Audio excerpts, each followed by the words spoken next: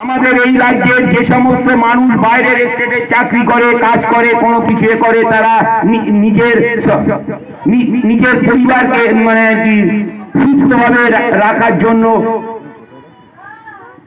সেই সব পরিবারকে, সেই সব মানুষগুলোর আমরা দেখতে পেয়েছি তারা বাংলা ভাষার জন্য তাদেরকে সেখানে পিটিয়ে মারা হয়েছে। সেই জন্য বলবো, আমাদের বাংলা ভাষাকে টিকিয়ে রাখার স্বার্থে আমাদেরকে বীণা মণ্ডলকে ভোট দিতে হবে, মমতা ব্যানার্জির হাতকে শক্ত করতে হবে। আজ কি বলছে, কুকুরের বাচ্চার চোখ ফোটে 15 দিনে, কুকুরের বাচ্চার চোখ ফোটে 15 দিনে, আর এই বাংলার কুকুরগুলোর চোখ ফুটলো না 15 বছরে। আমি কিন্তু বলছি না, কে বলছে?